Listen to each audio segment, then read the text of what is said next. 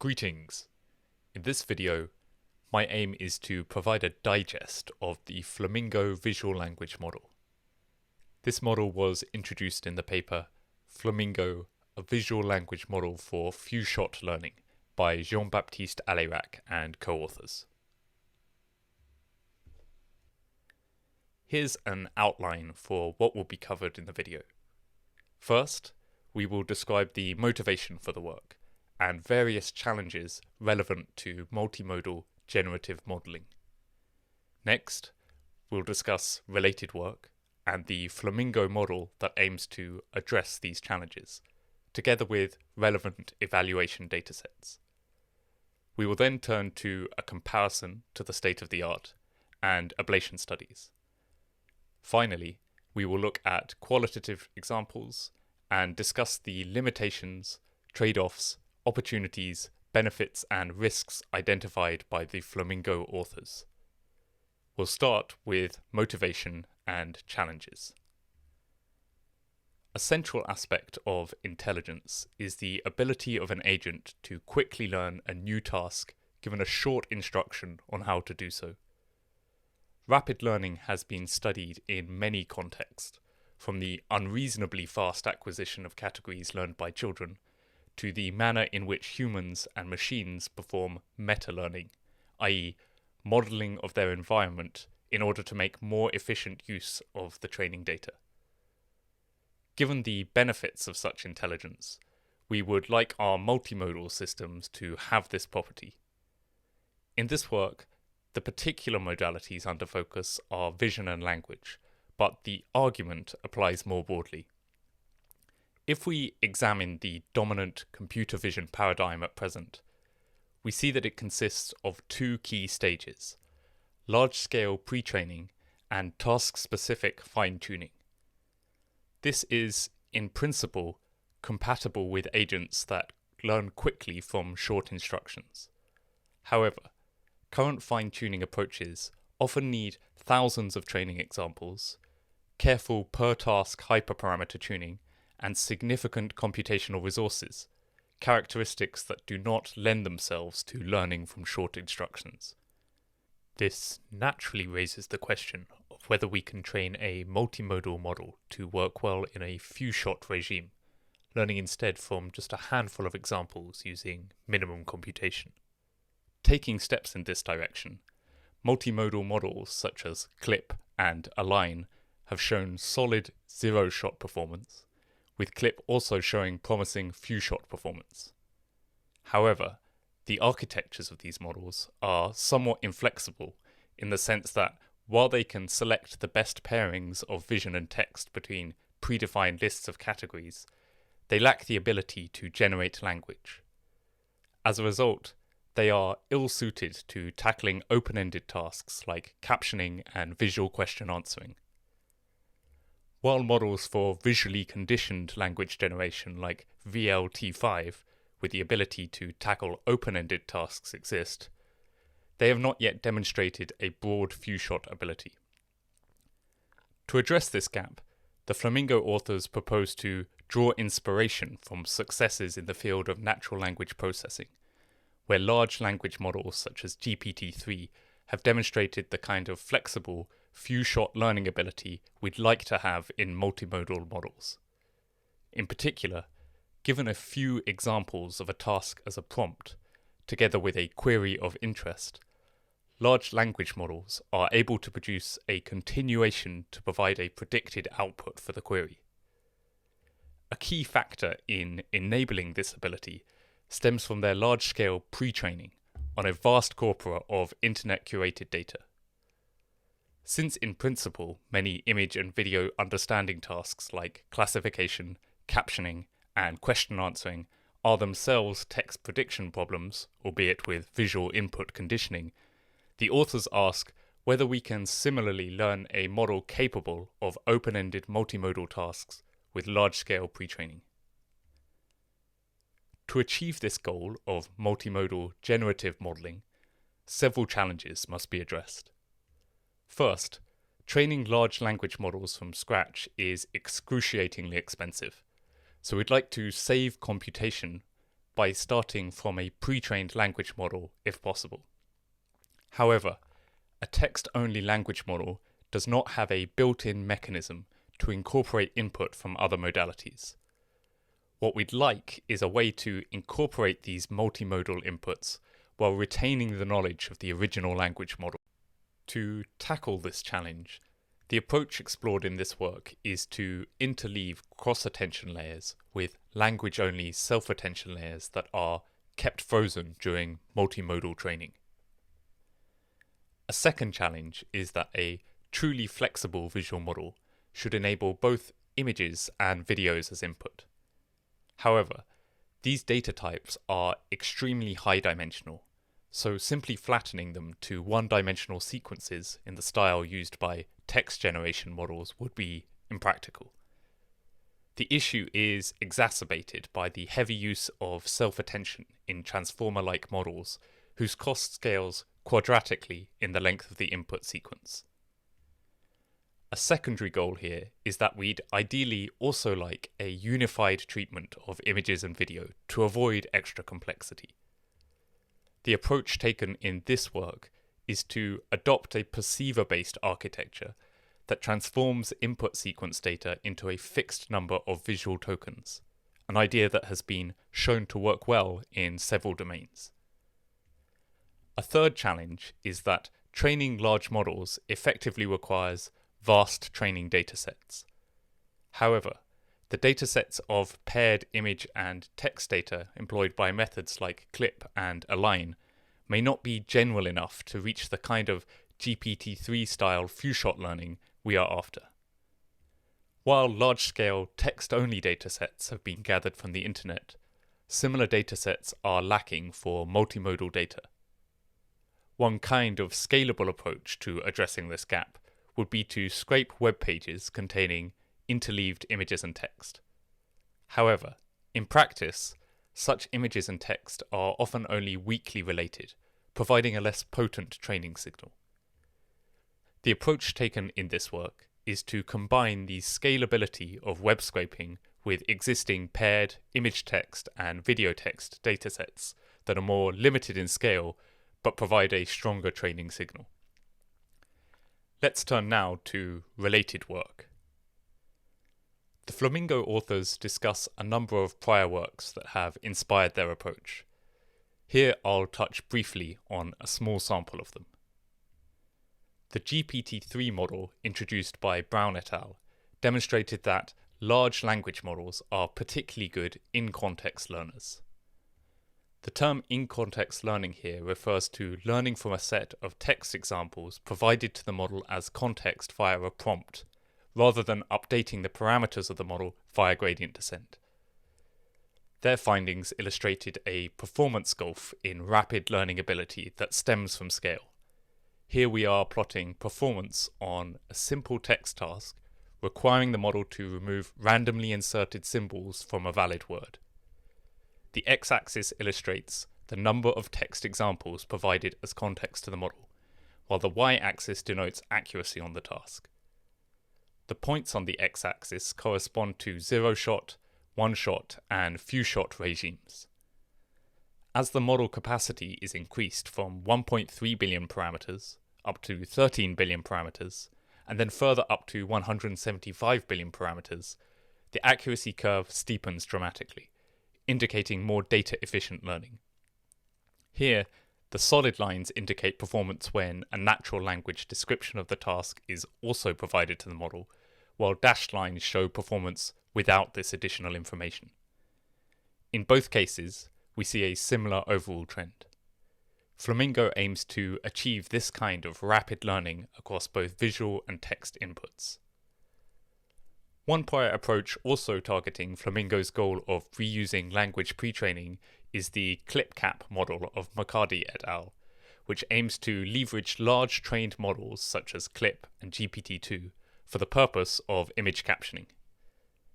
Given an input image, here of a dozing feline, the first stage passes the image into the CLIP visual encoder. It is then processed by a lightweight mapping network, which is trained to transform this visual embedding into a collection of prefix embeddings. These are then fed to GPT-2 and decoded to produce a caption. The result is a model that achieves solid captioning performance with low computational training cost.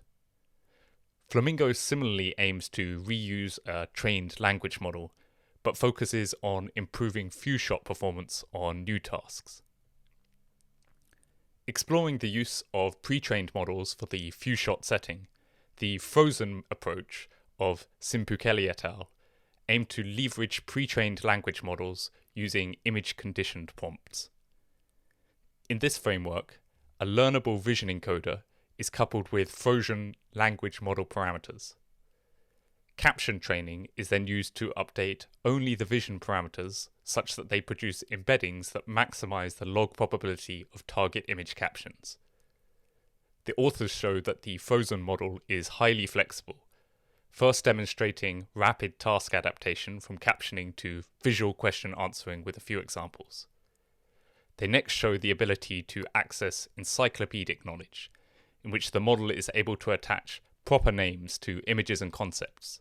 For example, given an image of an aeroplane and the question, "Who invented this?" the model answers with the Wright brothers. Third, they showed that the model has non-trivial performance at fast binding of words and visual categories, where it is shown an image of a category together with a made-up name, and then required to use the made-up name in an appropriate way, such as in few-shot recognition or visual question answering. To demonstrate the multimodal flexibility of the model, the authors also show that it can perform feats like ingesting face images with corresponding emojis, together with a query image, and then inferring the right emoji for the query. One way that Flamingo differs from this approach, and others in a similar vein, is that it is able to work with video as well as image and text inputs. Finally, an additional key theme of recent work has focused on scaling up training data for the model beyond what can be achieved with manual annotation. An example of such an approach is the concurrent work of Agajanyan et al. Introducing the CM3 model. The key idea behind this work is to train a vision language model using both causal and BERT-style masking objectives on large quantities of HTML image and text data scraped from the internet. This data is collected from web pages among the common crawl subsets of news articles together with English Wikipedia. Together, this provides approximately 61 million documents and 25 million unique images. As with a number of these works, significant compute is required to train the model. In this case, the largest model is trained for 24 days on 384 A100s, after which it is capable of performing a wide range of both unimodal and multimodal tasks, with particularly strong zero-shot performance on tasks like summarization, entity linking, and entity disambiguation.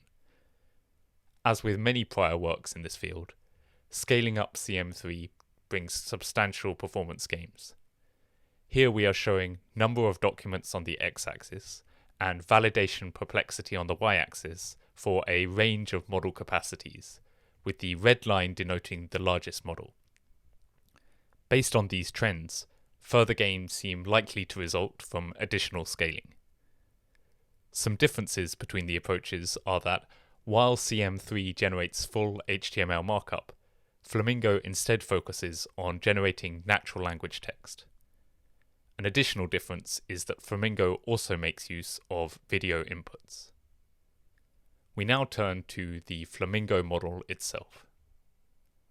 Flamingo is a visual language model that accepts interleaved inputs in the form of text, images, and videos, and produces as output free-form text. This formulation enables a broad range of tasks, those that are open-ended, like visual question answering and captioning, as well as close-ended tasks that can be cast as classification problems. In developing the framework, the authors had two goals in mind.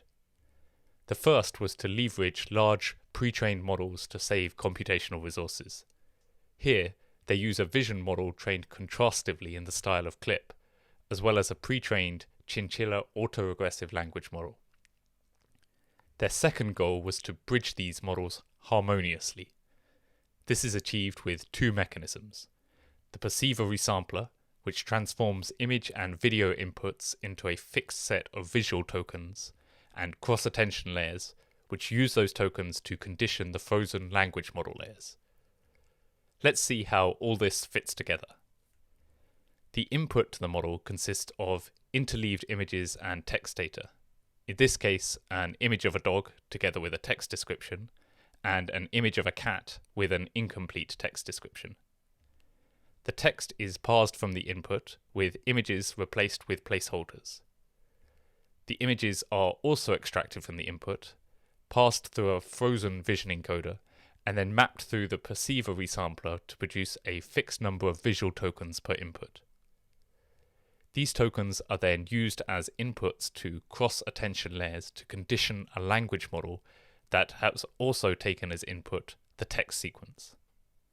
Finally, the model generates a completion of the partial text, informing us, lest we thought otherwise, that this is indeed a very serious cat. Within this architecture, the blue blocks are pre-trained and frozen, while the lilac blocks are trained from scratch with Flamingo training. One notable property of Flamingo models is that they can model the likelihood of interleaved sequences of images and text.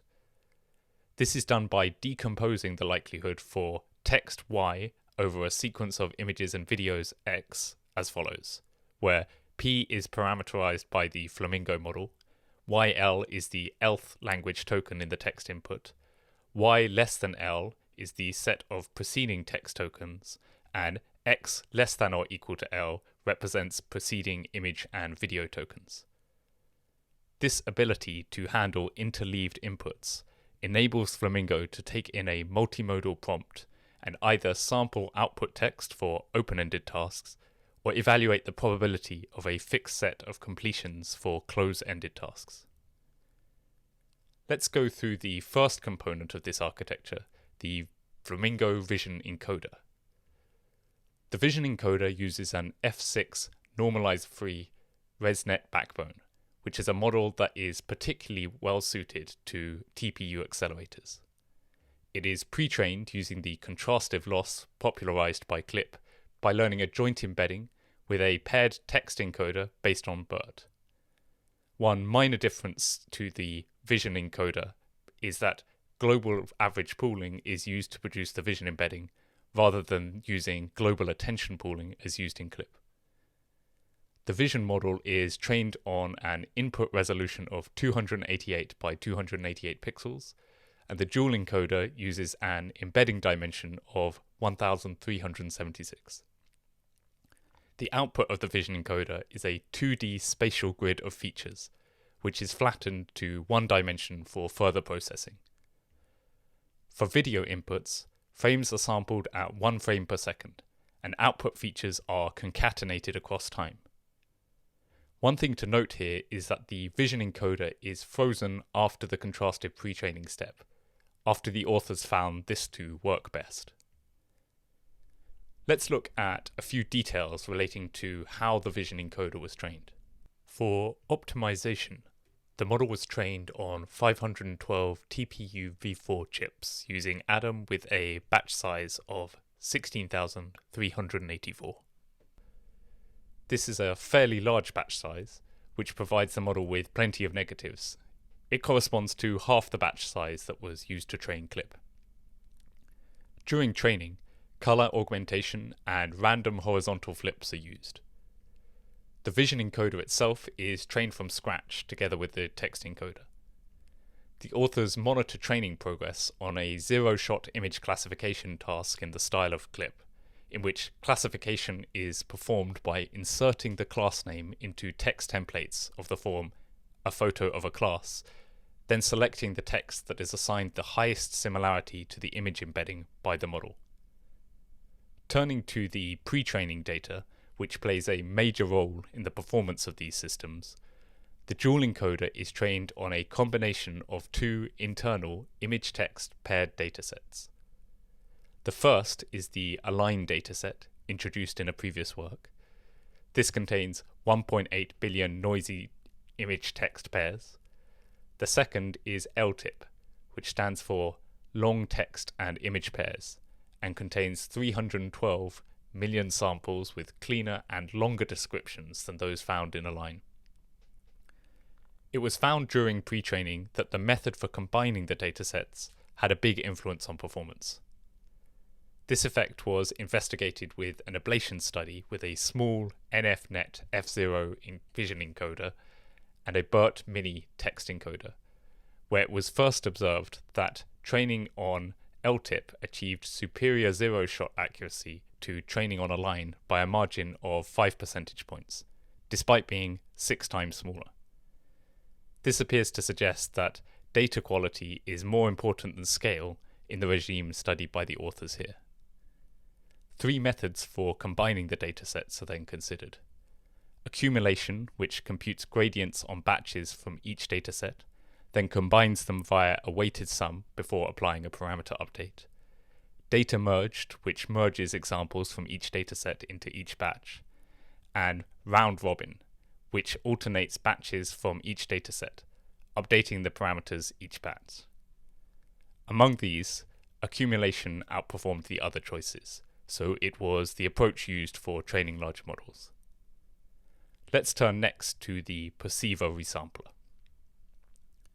The role of the perceiver resampler is to transform a potentially large and variable number of input visual features into a much smaller fixed number of output tokens. This process starts with a variable number of input frames. Note that an image is similarly considered to be a sequence, but of length 1. The frames are processed by the vision encoder to produce a variable number of visual features. The perceiver resampler's job is to take these inputs and use them to produce a fixed number of outputs, regardless of the input length.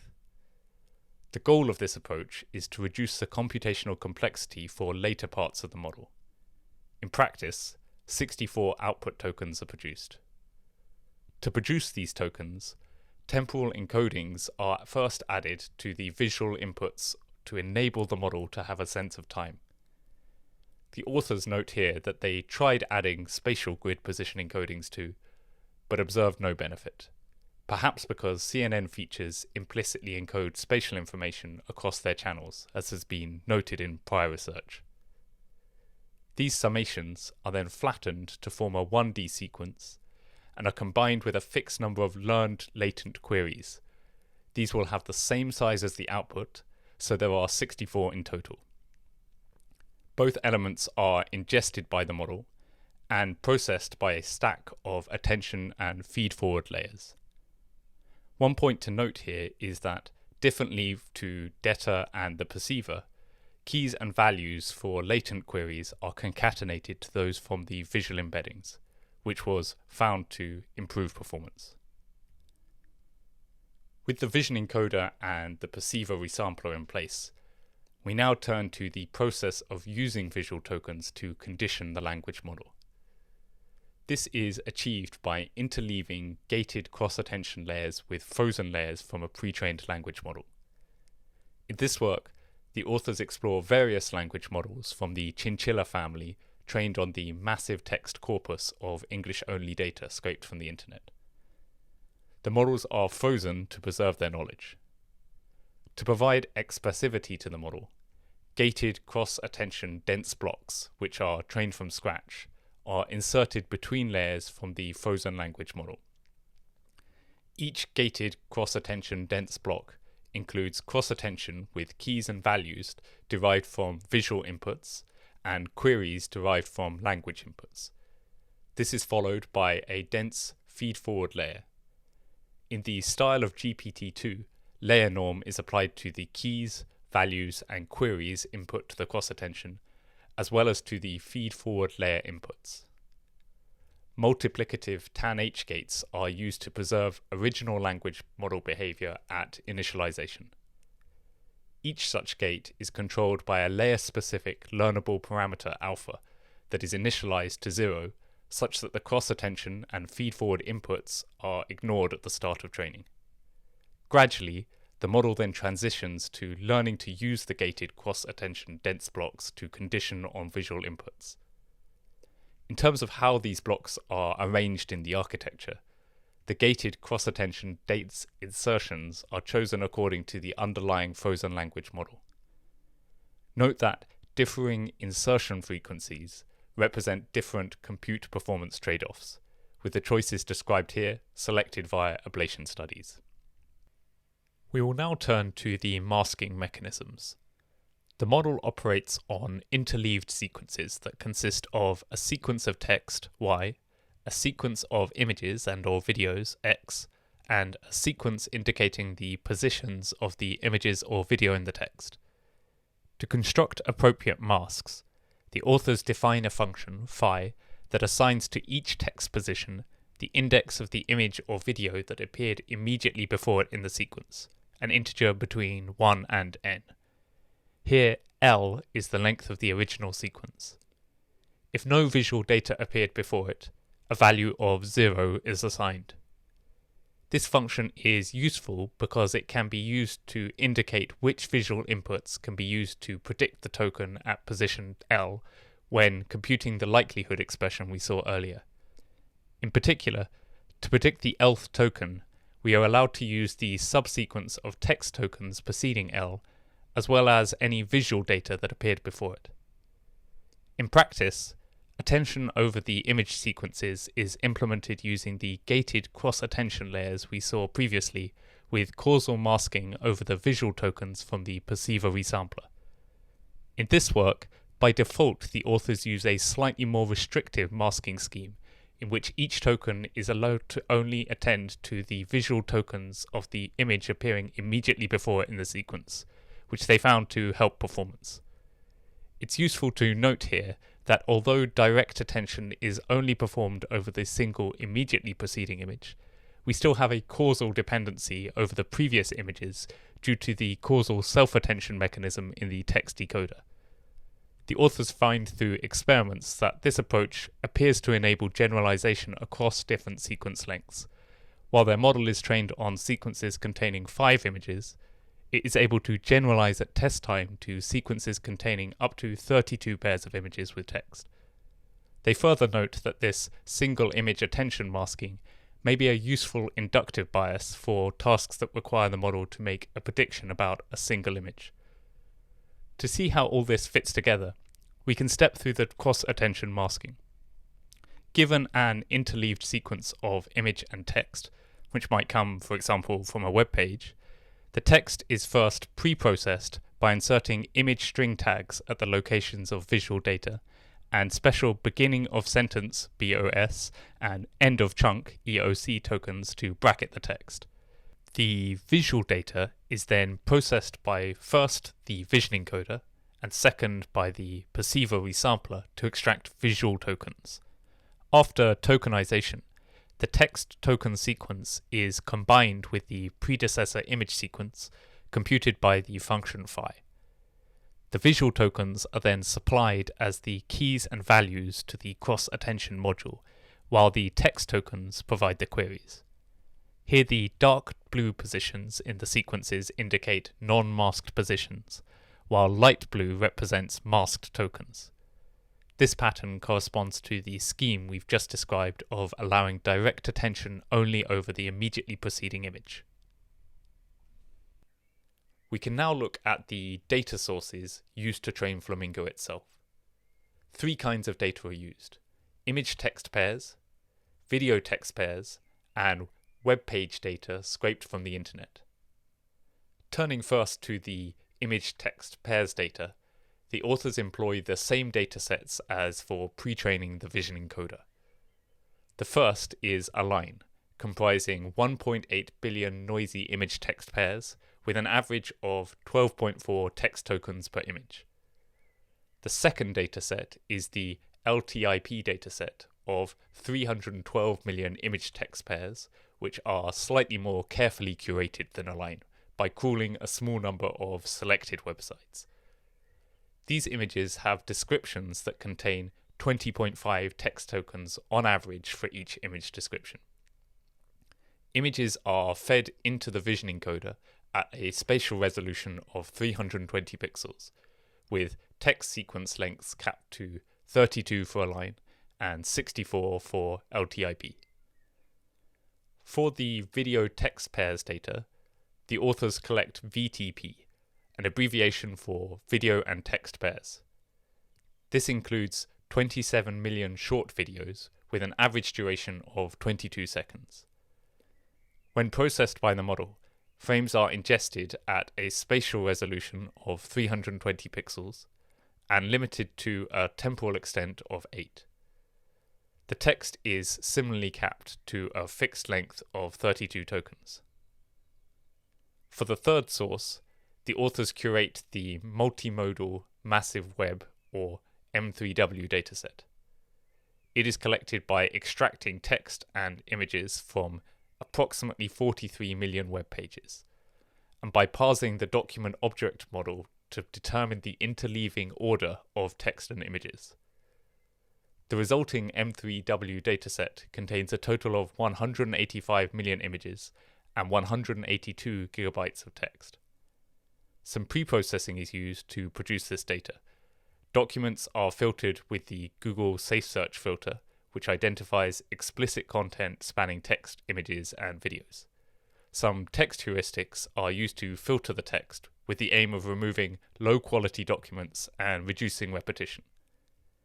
Image filters are also used, dropping images that are too small, defined as those with a minimum dimension of less than 64 pixels, dropping images with an extreme aspect ratio, defined as greater than 3 in either direction, and dropping single color images. As with the previous data sources, images are processed at a spatial resolution of 320 pixels. However, much longer text sequences are used, capped at a maximum of 256 tokens. In addition to various statistics, the authors also provide a datasheet for each dataset they collect, which indicates that the train and validation splits were chosen randomly for each case, and that they plan for each dataset to be used for internal development rather than for public release. To train the Flamingo model, we minimize a weighted sum of dataset-specific terms, where each term represents the negative log likelihood of the text conditioned on the visual inputs. Here, dm represents the mth dataset, and lambda m denotes a positive scalar weight that governs how much the mth dataset contributes to the loss. Similarly to when pre-training the vision encoder, the authors find that tuning these lambda weights is important for good performance, and that the accumulation strategy works best, in which we compute gradients for batches for each dataset separately, then weight them by their respective lambdas before applying an update. After training, Flamingo is evaluated for its ability to rapidly adjust to new tasks using few-shot, in-context learning in the style of GPT-3. The input format for these prompts consists of a set of support examples, which can be pairs of images and text or videos and text, together with a visual query. The format of the prompt depends slightly on the task being performed. First, we can consider vision to text tasks, in which the test time input is purely visual and the output format is text. We are given a few support examples of paired vision and text, as well as a visual query. These are combined to build a prompt for the model, which includes beginning of sentence and end of chunk tokens, together with image tags for the image positions as during training. This time, however, the string output is appended after each image tag to convey to the model the expected output format for the task. For tasks like visual question answering, the format now involves taking in a query containing both visual content and a text question, rather than solely visual content as above. The output is still text. The support examples here comprise triplets of visual data, questions, and answers, while the query consists of both visual content and a text question. As with the previous prompt, the beginning of sentence and end of chunk special tokens are used, as is the image tag. This time, however, we also insert question tags before each question and answer before each output to specify the format we'd like Flamingo to produce. One final note here. By default, for cases when there is no active sample selection, the support examples are provided to the model in a randomly chosen order. There are a few more details for how few-shot in-context learning is performed in practice. The first relates to the distinction between open-ended and close-ended tasks. For open-ended tasks, the text is generated following the query image used for the prediction by stopping at the first encountered end-of-chunk token predicted by the model.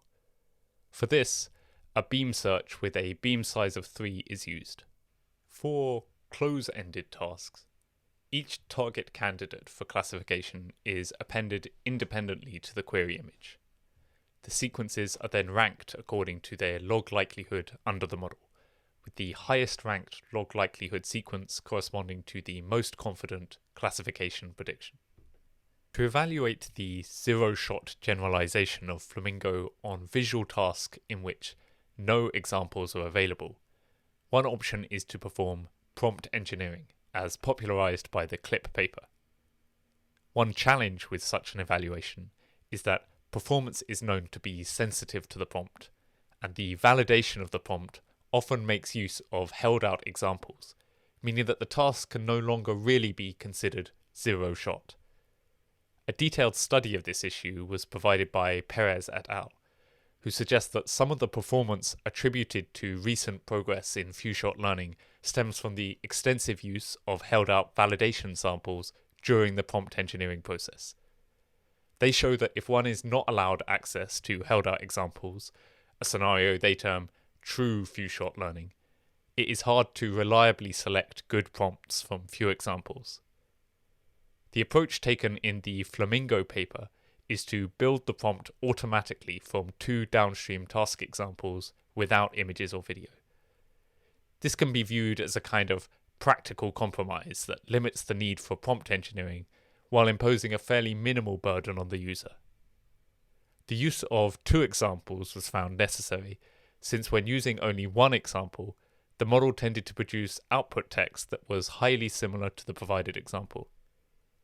The idea behind this approach aligns with the findings of Min et al., who showed that what matters in few-shot learning is to provide the model with examples that convey the label space it needs to produce, the input distribution, and the desired format.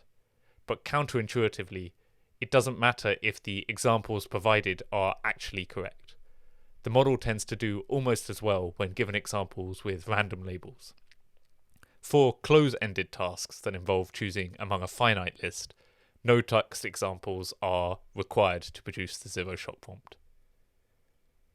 When working with support sets, if there are a large number of examples, it can be difficult to make use of them. This is for 2 reasons.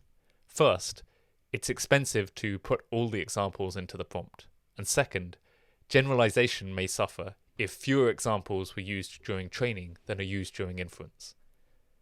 One technique to address these issues is prompt example selection, which aims to select the most informative samples to place in the prompt.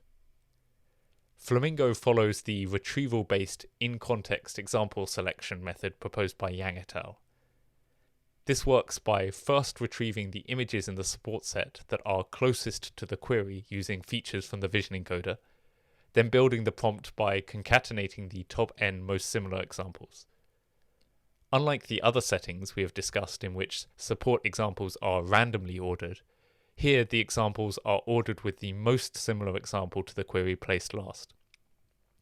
The motivation for this is that language models are sensitive to recency bias, as recently shown by Zhao et al., so the last example is disproportionately influential. Finally, the Flamingo authors also explore the method of ensembling across multiple prompts, which has been shown to be effective in prior work. This technique can be combined with retrieval-based in-context example selection over different permutations of ranked nearest neighbours to introduce some diversity into the ensemble. In practice, for a given answer, log likelihoods are ensembled over 6 random permutations of the selected prompts. Let's go through a few of the architecture details relating to Flamingo models. The authors investigate 3 sizes of model, basing them on different chinchilla language models. Flamingo 3B is a 3 billion parameter model based on a 1.4 billion parameter frozen language model. Flamingo 9B is a 9 billion parameter model based on a 7 billion parameter language model, and Flamingo is a 80 billion parameter model based on a 70 billion parameter language model. Of these, the largest model is sufficiently large as to require model sharding.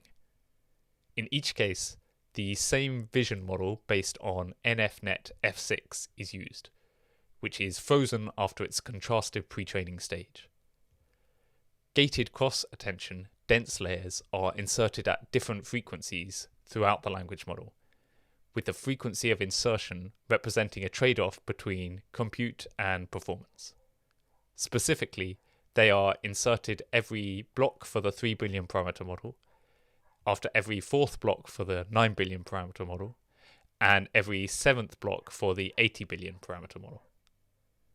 The same perceiver resampler design is used across each model, contributing 194 million extra parameters. In terms of intended usage, the authors note in their model card that the Flamingo models are intended for internal development rather than for public release. Let's look next at evaluation datasets. To evaluate Flamingo in the few-shot regime, the authors propose to use a range of benchmark datasets. This collection includes 9 image benchmarks and 9 video benchmarks, both spanning a wide range of tasks. Among these benchmarks, 2 are unimodal, while the remaining 16 are multimodal. 12 of the benchmarks involve open-ended tasks that require sampling from the model, with 6 such tasks on both image and video data. In order to validate design decisions during the development of the model, 7 of the benchmarks are used as a development set. These span widely used datasets on popular tasks like classification, captioning, and visual question answering.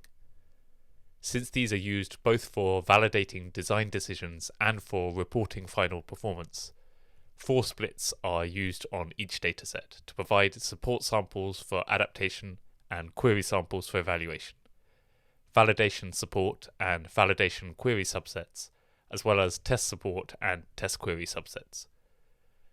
To minimize the influence of biases arising from using the dev benchmarks to guide the design of the model, evaluations are also conducted on 11 benchmarks that were not used during development. In addition to standard tasks, these include evaluations of less explored capabilities such as OCR through question answering, visual dialogue, vision and text classification for memes, compositional action retrieval, causal and temporal relations, and multiple choice question answering. These evaluations are conducted only after Flamingo development was completed. Finally, while most datasets use the prompts described previously, 2 datasets involve custom prompts. For hateful memes, a prompt is used to incorporate the OCR information given as input with the form an image with written meme text on it. Is it hateful? Answer, where the answer can be yes or no. For rare act, the verb names are changed to third person, an article is added before each noun, and then a prompt is used of the form caption, a person, verb plus object. For methods like Flamingo employing large-scale web pre-training, it is important to investigate the possibility of contamination in which evaluation samples have appeared in the training set. It's perhaps worth noting that prior works have taken different approaches to this problem. Clip, for example, did not perform deduplication, but instead demonstrated via analysis that duplicates were not responsible for significant gains in performance. Align, on the other hand, did perform deduplication. Flamingo follows something of a hybrid approach of partial deduplication and analysis, making use of an internal Google tool for deduplication. This tool works by computing visual embeddings for the images and employing fast nearest neighbor search to retrieve duplicates. For image text datasets, deduplication was performed for the LTIP and Align training images against 6 benchmarks used for evaluation. Deduplication was not performed against VisWiz, Hateful Memes, or TextVQA, which were datasets that were considered only after training the Flamingo models. The authors suggest that it is unlikely to have affected the results, since images from these datasets are not likely to have been scraped from the web. In particular, VisWiz images were obtained via a specific mobile app, Hateful Memes were created by researchers rather than scraped from the web, and TextVQA images are sourced from OpenImages, which is a dataset sourced from Flickr. Similarly, deduplication was not run on M3W, which the authors suggest is unlikely to contain images from the benchmark suite. To verify this, near duplicate stats were computed, identifying 1,314 potential duplicates with the 6 deduplicated benchmarks listed above, finding that out of these, 125 were exact duplicates, a number that is unlikely to substantially affect results. Finally, for video text data, VTP was not deduplicated. The authors note here that none of the videos in this dataset were obtained from YouTube or Flickr, which is the source of the evaluation datasets used for videos in this work. Let's look now at some of the nuts and bolts of the training details for Flamingo, beginning with data augmentation and pre-processing. During training, 50% of text samples are prepended with a single space character after this was found to be effective. The authors note that this effectiveness likely stems from the use of a subword tokenizer, which assigns a different token depending on whether a part of a word is preceded by a space. This kind of augmentation enforces a level of invariance to this tokenizer artifact without degrading the punctuation too aggressively, and was found empirically to boost performance. As noted earlier, the inputs to the visual model are processed at 320 pixels rather than 288 as used in pre-training. This approach was inspired by FixRes. In practice, this increase in size is not too expensive because the vision encoder is frozen during Flamingo training. On interleaved datasets, it is found to be useful to apply some augmentation to the image indexing function phi. Here, the authors choose to allow tokens to attend to either the previous image or the next image with a probability of 0.5 on the M3W dataset. When processing videos, clips of 8 frames are sampled at 1 FPS during training, while during inference, the model ingests sequences of 30 frames at 3 FPS. The positional embeddings are linearly interpolated to account for this change in frame rate. All Flamingo models are trained with AdamW, using a linear warm-up followed by an old-school flat learning rate. The datasets are mixed with coefficients of 1 for M3W, 0.2 for Align, 0.2 for LTIP, and 0.03 for VTP. With regards to the infrastructure and implementation used for Flamingo, the model is trained using JAX and the Haiku Sonnet library. Training was performed on TPU v4 instances, with the largest model trained for 15 days on 1,536 chips across 16 devices. The simple sharding methodology introduced in the Megatron paper for model parallelism that exploits the parallelizable nature of the blocks inside the transformer is used for the embedding, self-attention, cross-attention, and feed-forward layers, while the frozen vision backbone is left unsharded. The zero redundancy optimizer stage 1 method is used to reduce memory consumption.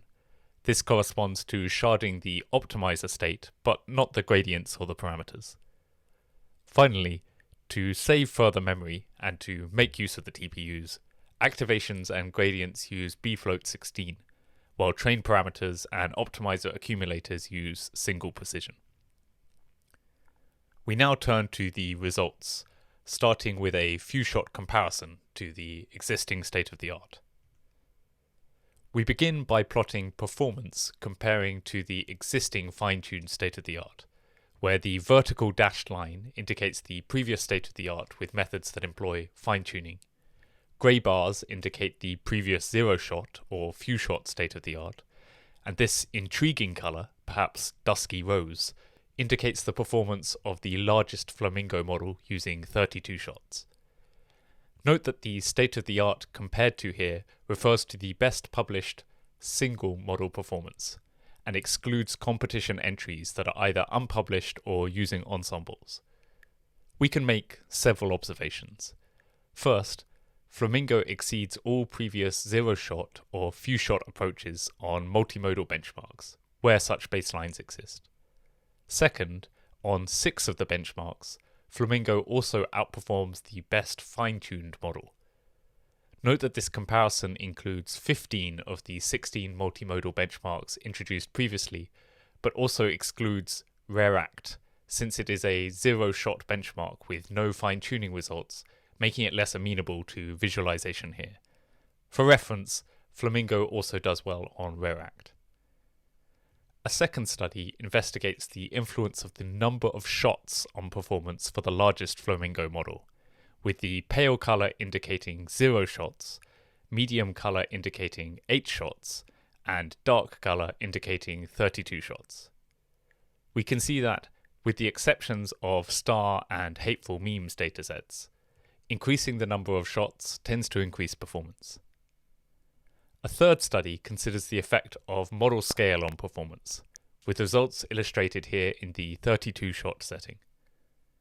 The pale colour indicates the 3 billion parameter model, the medium colour indicates the 9 billion parameter model, and the darker colour indicates the 80 billion parameter model.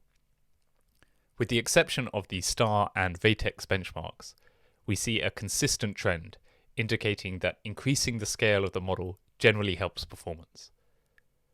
A couple of final observations here. First, when looking at the ranking of the benchmarks for Flamingo relative to the prior state-of-the-art, we see that the video benchmarks and the image benchmarks are both spread across the ranking. While we can't read too much into this, since this chart ranking is influenced both by Flamingo's performance and the relative competitiveness of the benchmarks, it does suggest that Flamingo is working effectively for both images and video.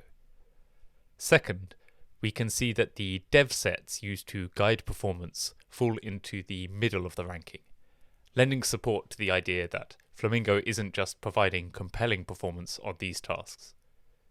It also suggests to some degree that Flamingo isn't much overfitted to these benchmarks, with the slight caveat that the authors note that these were intentionally selected to be competitive benchmarks, and therefore we may expect to see less gain on them.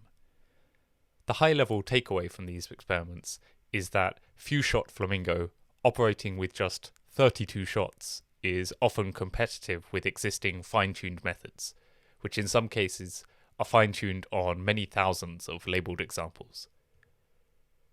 In addition to the fine-grained analysis we've just seen, the authors also provide an aggregate analysis of the influence of model scaling and shot number to illustrate broader trends.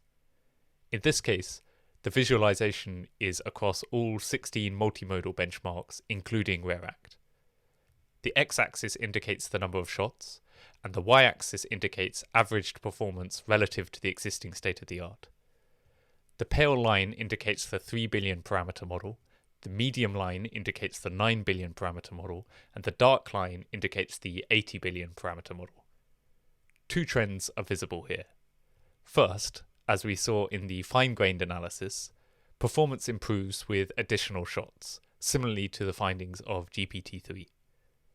The second trend is that the largest model appears to exploit the increase in shots most effectively. One useful point to recall here is that Flamingo models are trained on sequences containing at most 5 images from M3W, yet they are still able to generalize and benefit substantially from using up to 32 images during inference. The authors next provide a breakdown of performance on popular classification tasks, reporting ImageNet top 1 accuracy and Kinetics 700 performance averaged across top 1 and top 5 accuracy. At the time of writing, the state-of-the-art fine-tuned ImageNet accuracy was 91, set by a 2 billion parameter VITG-14 model constructed from a model soup weight ensemble of 14 VITG models selected greedily from a larger collection of 58 models pre-trained on JFT3B and then fine-tuned on ImageNet. The best Kinetics 700 performance was 89, which was the multi-view transformer for video recognition. The state-of-the-art for zero-shot performance with contrastive methods was 85.7 top 1 accuracy on ImageNet using the basic method, which trains a 3 billion parameter model on 6.6 billion image text pairs. The state-of-the-art for zero-shot kinetics is the ClipVIT L14 model trained with fixed res at 336 pixel resolution. Comparing to these results, the Flamingo vision encoder achieves reasonable zero-shot scores but remains some way behind the leading methods. Next, we compare Flamingo models, starting with the 3 billion parameter model and using the Rice's method to select the prompt entries via retrieval. Using a prompt size of 8 and 1 shot per class, we achieve scores of 70.9 and 55.9 respectively. The prompt size here indicates the number of examples that are fed into the model during inference as part of the prompt, while the shots per class indicates the number of examples per class the Rice's method is allowed to search over. To make this more concrete, we can look at a toy example where we have a prompt size of 2 and 2 shots per class. Suppose here that we are doing 6-way image classification. So we are given access to 2 shots, that is to say 2 images for each class. To construct the prompt for a given query image, we use the query image to search over the image candidates, and we pick out the corresponding images with maximum similarity to the query image according to our vision encoder to place them in our prompt as our support examples, together with text descriptions of each class. Note that these support examples are ordered such that the sample most similar to the query is placed last to account for the recency bias in the model. Returning to the results, we see that increasing the prompt size to include 16 support examples brings a small boost, and a further boost comes from increasing the candidate pool over which Rice's can search to include 5 shots per class. Moving to the 9 billion parameter model brings an additional boost in all settings. When evaluating the 80 billion parameter model, the authors include a baseline without using Rice's to select the support examples, finding that random selection performs poorly. Note that this model is effectively using fewer than 1 shot, since it does not get a chance to search over a single example per class, but instead simply randomly selects its 16 support examples. Reintroducing Rice's brings a gain above the performance of the 9 billion parameter model. Finally, the authors show that prompt ensembling brings a further small gain, bringing the Flamingo model close to the vision encoder performance on ImageNet and surpassing it on Kinetics 700, which it also does with 5 shots. The authors next evaluate the performance of the pre-trained encoder on zero-shot retrieval. On both the Flickr 30K and Coco benchmarks, Flamingo provides strong performance, in most cases outperforming other methods like Florence, Align, and Clip.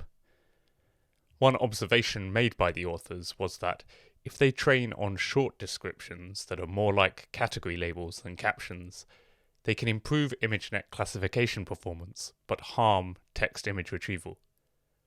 To capture the whole scene in images, Flamingo pretraining optimizes for retrieval performance by using long descriptions. This explains some of the gap to the state-of-the-art basic zero-shot ImageNet classification model seen earlier. Although the core focus of the paper is on few-shot learning, the authors also evaluate the performance of Flamingo under fine-tuning. For this, the language model are kept frozen. The input image resolution passed to the vision encoder is increased from 320 pixels to 480 pixels, and the vision encoder is fine-tuned along with the rest of the model, unlike during pre-training when it was frozen. The various hyperparameters required for fine-tuning are set by grid search on validation subsets of the training sets. These searches are conducted over the learning rate, the decay schedule, the number of training steps, the batch size, and whether visual data augmentation is used. This can be either color augmentation or random horizontal flips. Fine-tuning results are provided on the 9 benchmarks for which few-shot Flamingo is not state-of-the-art, with direct comparisons between SimVLM, OFA, Florence, and the fine-tuned Flamingo 80 billion parameter model. Other comparisons are also provided with what the authors refer to as the restricted state-of-the-art, which means scores that do not employ ensembling or CIDR optimization, as well as unrestricted state-of-the-art, which includes methods that do use these techniques. We see first that fine-tuning, while expensive, brings significant gains in performance. For instance, improving from 67.6 few-shot on VQA v2 to 82 with fine-tuning. More broadly, the results suggest that Flamingo is comparable to the existing collective state-of-the-art across these benchmarks. Next, we will look at ablations. To understand the importance of various design decisions, a number of ablation studies are conducted. Each of these ablations use the 3 billion parameter model and report metrics on the validation subsets of the 7 dev datasets. Each experiment uses 4 shots for classification. The batch sizes used across the 4 datasets are 256 for M3W, 512 for Align, 256 for LTIP, and 64 for VTB. All models are trained for 1 million gradient steps, which corresponds to 250,000 gradient updates when gradients are accumulated over the 4 datasets. The first ablation investigates the importance of the training data mixture. For this ablation, and for others, the baseline is provided as the standard 3 billion parameter model with the short 1 million gradient step training. The overall score here is produced by normalizing each result with respect to the state-of-the-art on each benchmark, and then averaging over the 7 dev validation sets. Training only on M3W brings a substantial loss in performance, suggesting that paired data is necessary to get Flamingo to work well. Removing the video and text pairs data brings only a marginal drop in overall performance, but this drop is more noticeable on the video datasets MSVDQA, Vatex, and Kinetics. Removing the LTIP and Align datasets also brings a significant drop in performance over the baseline, while removing M3W very significantly drops the overall score, suggesting that interleaved data is important for the model. When conducting these experiments, the authors observed that for some dataset combinations, the model does not produce end-of-chunk tokens, and instead starts to predict additional prompts. To handle these cases, the prediction is simply trimmed to include only the text preceding the prompt keywords. The second ablation considers the optimization strategy for mixing datasets, and compares the gradient accumulation method used by Flamingo with the round-robin approach used by prior work that alternates between batches from each dataset, taking a gradient step after each. we see that the round-robin strategy performs significantly worse than gradient accumulation. The authors suggest that gradient accumulation may help to stabilize training by reducing the gradient variance for each update. This finding mirrors what we saw earlier for contrastive pretraining, where gradient accumulation also worked best. Turning to the architecture, the authors next ablate the use of the tan-H cross-attention gates. Compared to the baseline using tan-H gates, removing them drops the overall score by more than 4%, and was also found to harm the stability of training. To give some insight into how these gates are used, the absolute value of the gain at each tan-H gate is plotted for the 3 billion parameter model, with training progress on the x-axis and attention tan-H gain on the y-axis. Here, different colours indicate different layers, with lighter colours indicating later layers. Although it's hard to draw too much from such plots in terms of understanding model behaviour, they confirm that the model is learning to make use of the tan-H gating. Similar effects are observed for the feed-forward tan-H gates. The next study ablates the architecture used to condition the frozen language model on the visual tokens extracted from images and videos. Gated cross-attention dense layers are compared with vanilla cross-attention from transformers, in which a cross-attention layer is interleaved between self-attention and MLP blocks inside the frozen language model. This vanilla variant does not include the additional dense feed-forward layer as used in the gated cross-attention dense layer. However, the vanilla variant does include tan-H gating, which was found to boost its performance. A comparison is also included to the grafting method proposed by Luo et al. In each case, we observe that gated cross-attention dense layers achieve better performance.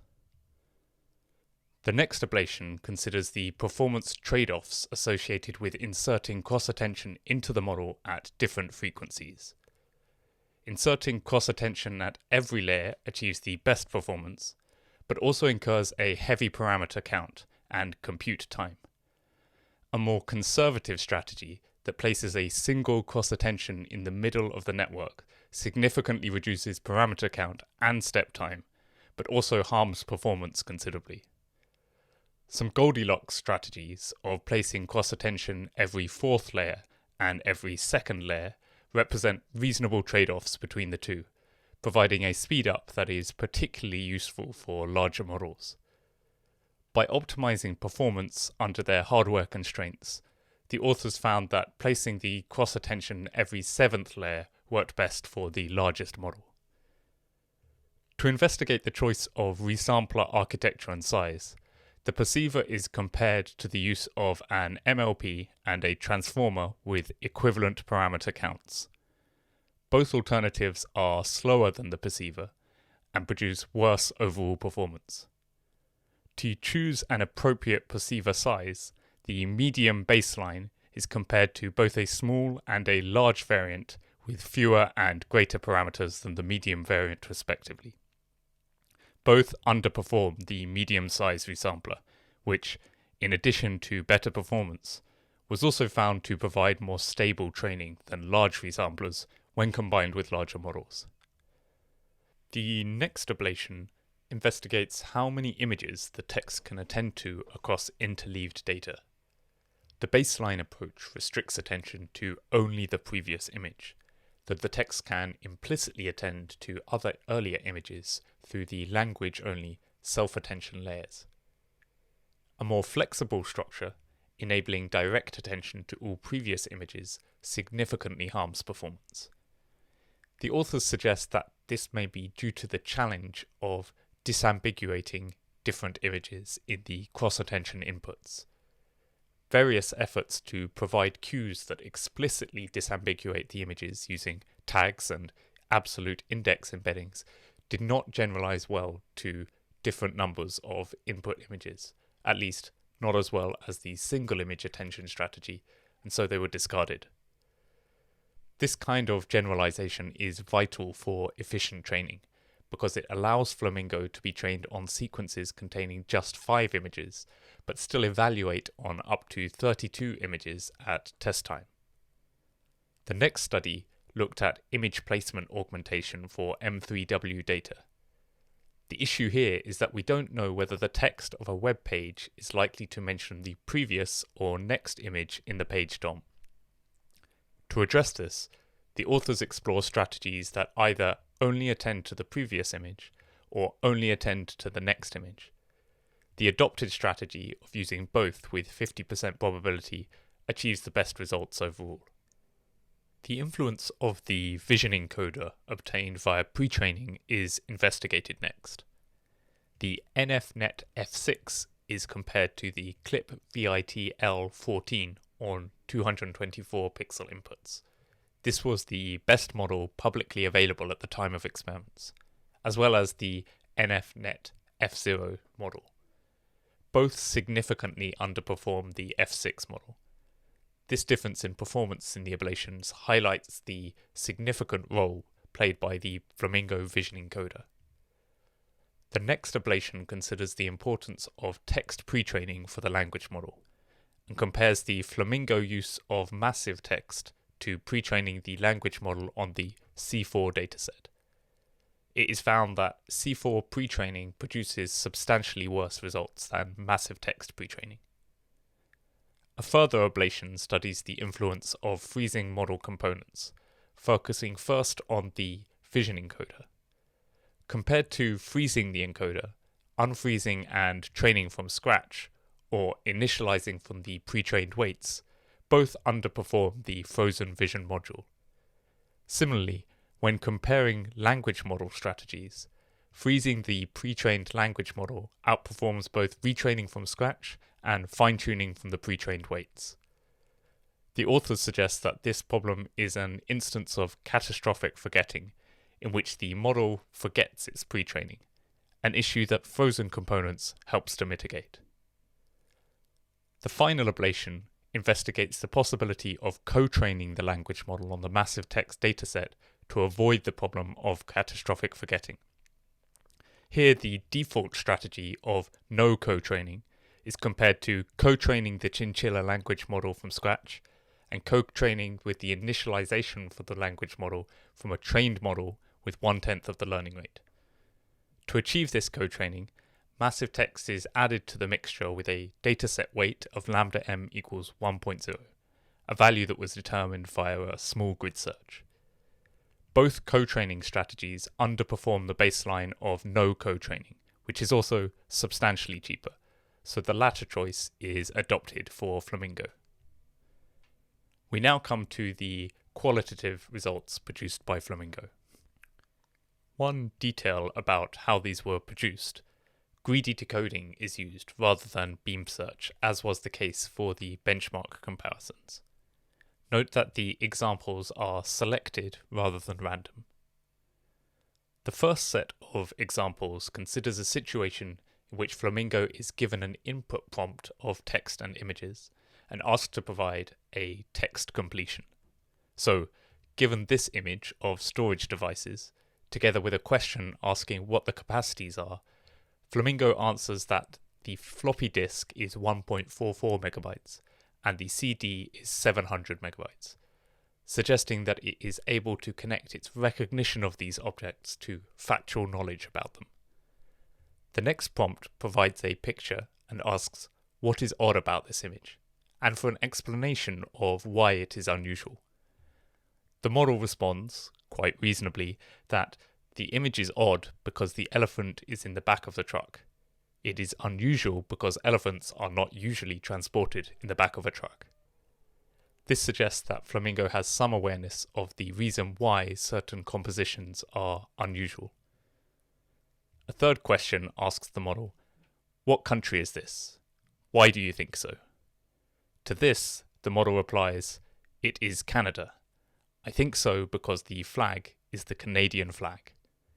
What's striking here is the ability to locate the small flag in the background as the relevant clue and recognize its meaning. Let's look at some more examples. Here, the image contains some bananas and the question is, what nutrients is the fruit in the image rich in? To which the model answers vitamin C, potassium, and fiber. A quick Google search suggests that this answer is indeed reasonable. The next question asks simply, what is the purpose of this? To which the response is, to keep the mosquitoes out of the bed.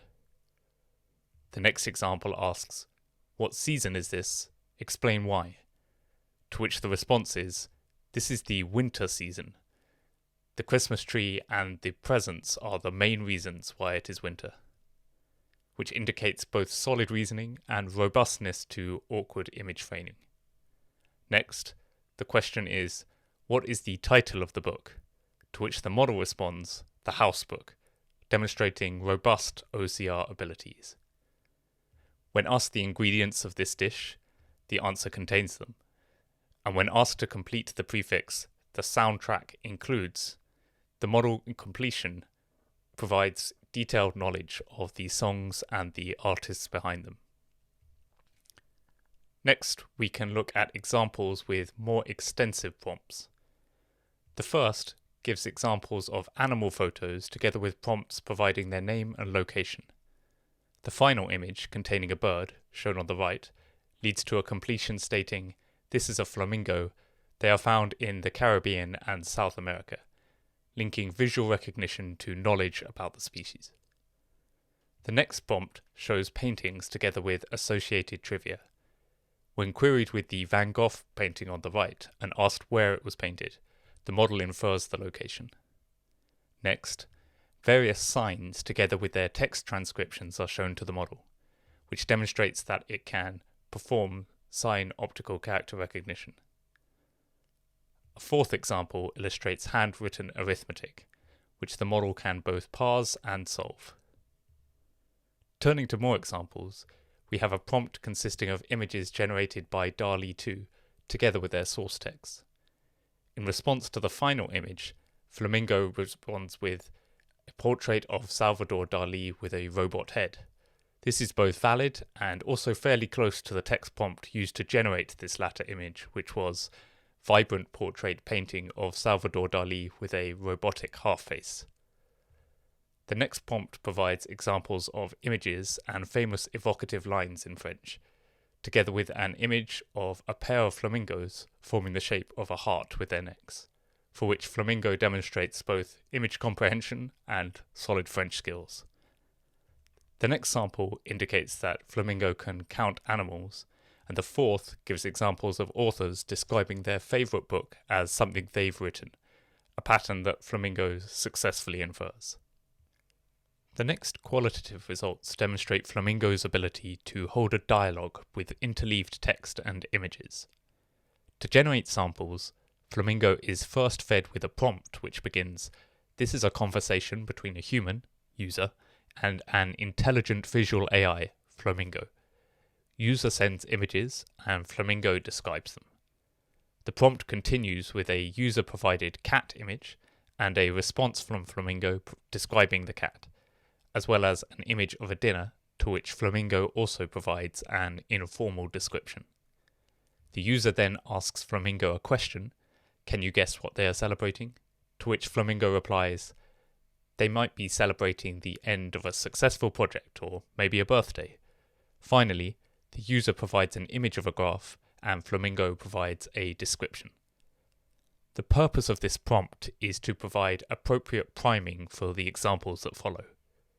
Turning to the results, the first example demonstrates the ability to recognize a breed of dog and answer several rounds of questions about the image, like, "Can you describe the pose of its back legs?" To which Flamingo answers, "The back legs are bent and the dog is sitting on its haunches."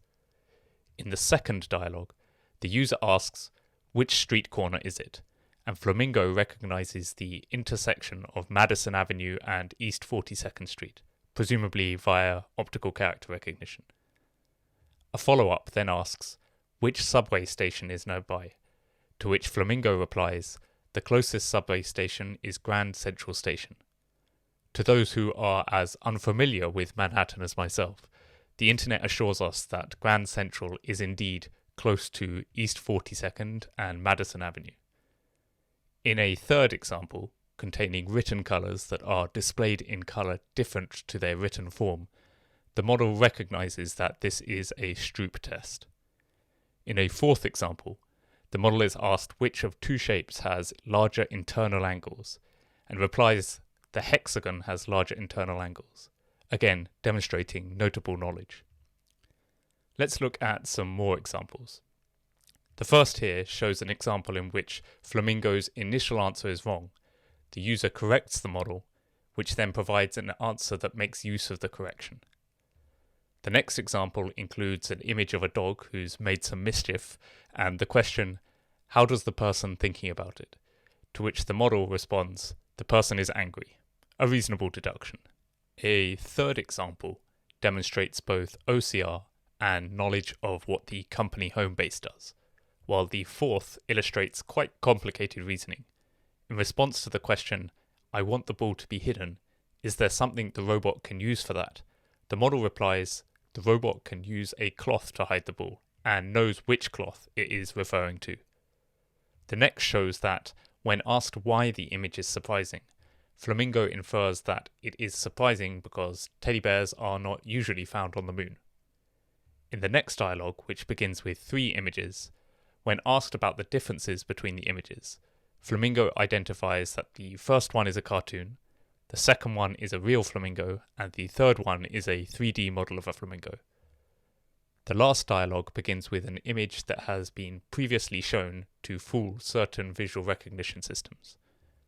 Flamingo correctly identifies that this is an image of an apple with a sticker on it, which it is also able to read.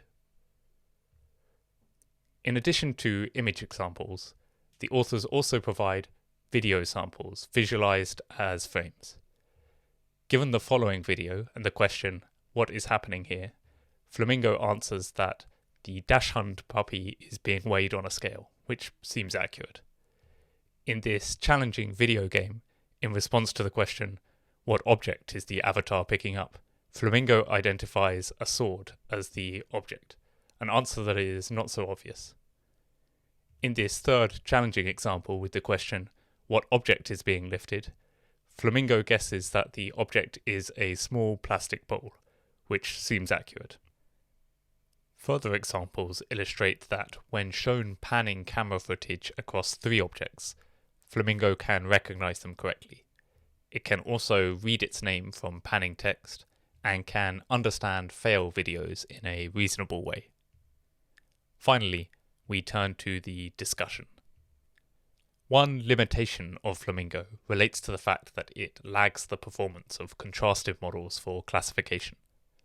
The authors note that this might be because contrastive training directly optimizes for retrieval, and because classification can itself be viewed as a special case of retrieval, as highlighted by the CLIP paper. By contrast, language model-like approaches, such as Flamingo, do not benefit from this alignment in objective. One relevant factor here is the work of Zhao et al., illustrating that language models are sensitive to prompt sample selection and their ordering. They further showed that it is possible to calibrate to mitigate these effects, but only provided one can make assumptions about the prior distribution of the label space, which do not necessarily hold in general. The Flamingo authors note that bridging this performance gap to contrastive methods is a promising future research direction. Since Flamingo builds on pre-trained language models, it inherits their weaknesses. For instance, the causal modeling used by the language model underpinning Flamingo is strictly less expressive than bidirectional modeling. Some recent work has suggested that there are gains to be made in zero-shot generalization by employing non-causal language modeling with multitask fine-tuning.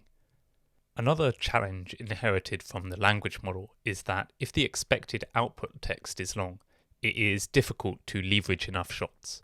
For example, on VisDial, one shot is an image with 21 sentences, so 32 shots corresponds to 672 sentences. In practice, this can correspond to more than 4,096 tokens, significantly longer than the maximum sequence length encountered by the language model in training, which was 2,048.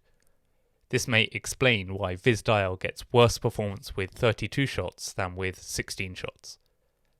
Other inherited challenges include the poor sample efficiency of language modelling, which can be perhaps best viewed as a major research opportunity for the field. Finally, the use of language model priors may be the cause of the hallucinations and ungrounded guesses occasionally made by Flamingo models. We can next look at some of these hallucinations and ungrounded guesses that occur in open-ended visual question answering. Given the following image and the question, "What is on the phone screen?" as a prompt, Flamingo suggests that the answer is a text message from a friend. This seems plausible when only looking at the text, but is wrong if the image is taken into account. Relatedly, by providing an image together with an irrelevant prompt like, "What can you see out the window?" Flamingo replies with an answer that is plausible given the text, but inappropriate given the image. The third image, together with the question, "Whom is the person texting?" produces an ungrounded guess. The authors suggest that few-shot examples and more sophisticated prompt designs may help mitigate these issues. When it comes to few-shot learning, in-context learning has a number of advantages over fine-tuning. It requires very little hyperparameter tuning, works well in the low data regime, often with just dozens of examples, and only requires model inference, which renders it much simpler to deploy than fine-tuning methods. In contrast, fine-tuning methods typically require carefully tuned design choices relating to their learning rate schedules or architectural design, and need much more data, often on the order of thousands of examples, in order to work well. These advantages motivated the use of in-context learning for the Flamingo family of models. However, there are also disadvantages to in-context learning relative to fine-tuning, which are worth considering. The first relates to inference cost. In-context learning inference for transformer models scales linearly with the number of shots if the attention keys and values used in the few-shot prompt can be reused by caching the prompt for multiple queries, and quadratically with the number of shots if no such caching is possible. In particular, when constructing the input to the model consisting of a prompt including k shots, assuming we can fit them all in, and a query image for which the likelihood will be evaluated with respect to its completion, we can cache the keys and values of the blue blocks so that the quadratic cost of self-attention between these k shots is amortized over multiple queries, and we only pay a linear cost per query. By contrast, gradient-based few-shot learning has constant complexity with respect to the number of shots during inference. A second factor for potential concern is prompt sensitivity, since the works of Zhao et al. And others have shown that in-context learning is highly sensitive to prompt ordering and format. Next, in-context learning performance appears to consistently plateau as the number of shots increase beyond a certain point, for example above 32. By contrast, gradient-based learning continues to benefit from more examples. Note that the Rice's method helps to some extent in leveraging more shots, but it is still limited in benefiting from larger number of examples per class. Related to this point, several works point to the possibility that in-context learning may not in fact be learning the task at all, but rather instead they are identifying the task from the examples, so that the model can draw on its pre-training to solve the task. If true, it may be that providing examples may help with task location by specifying the task more precisely, but it's possible that the model simply can't learn anything more than the task location from them, and as a result, it cannot make use of more examples as the number of shots go up. A takeaway from these considerations is that there is no golden few-shot method. The choice of whether in-context learning or few-shot learning is best is highly dependent on the scenario and application at hand. There are a number of opportunities for building on Flamingo. The first relates to the observation that the natural language interface used by Flamingo is highly versatile and allows us to provide descriptions of tasks, generate model outputs, and estimate conditional likelihoods over candidate outputs for classification.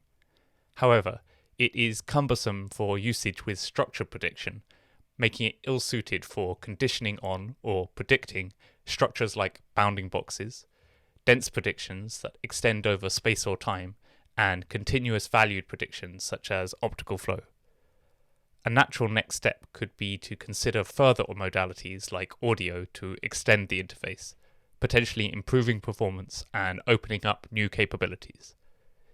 In a different direction, Flamingo scales up to 80 billion parameters and provides some initial insights about scaling behavior. Scaling laws have been studied in detail for language and vision, but as yet there remains limited work understanding vision and language models.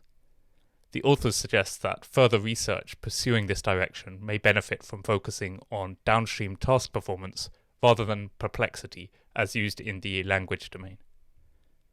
Turning to the potential benefits of Flamingo, the authors note that the model can be trained with minimal examples and used through a chat-like interface for open-ended dialogue. As a result, it could enable non-expert users to apply Flamingo in low-resource settings. In a related theme, Flamingo has been shown to work well on VisWiz, which aims to promote visual recognition methodologies that can assist people with visual impairments. Finally, it's possible that the accessible dialogue-style interface of Flamingo may help with identifying issues of bias, fairness, and toxicity in the training data.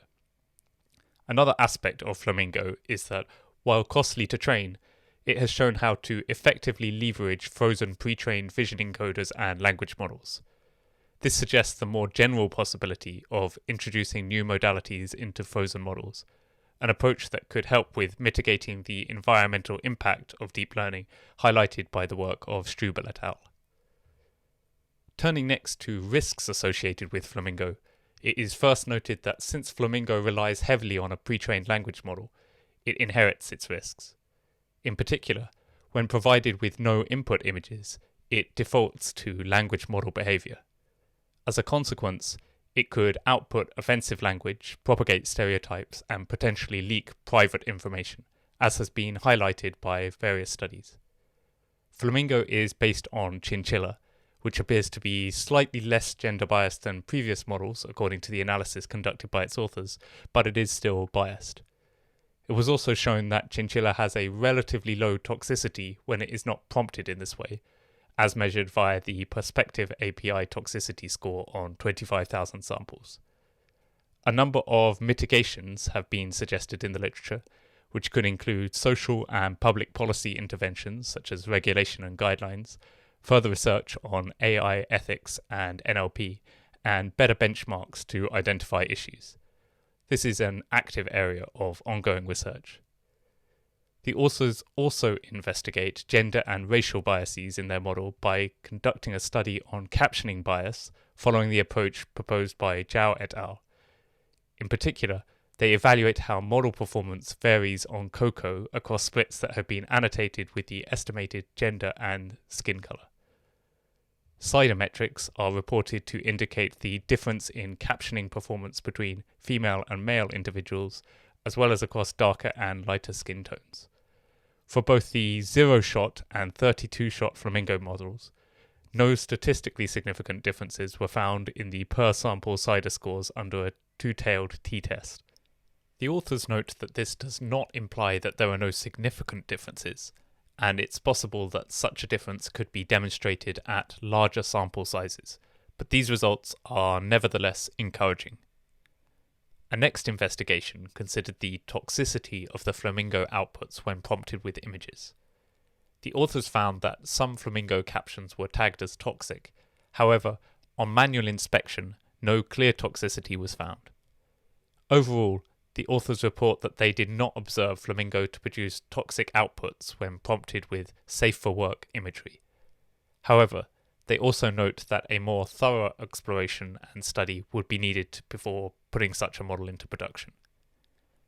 Finally, it is noted that Flamingo could be used for filtering purposes to remove toxic samples in training data.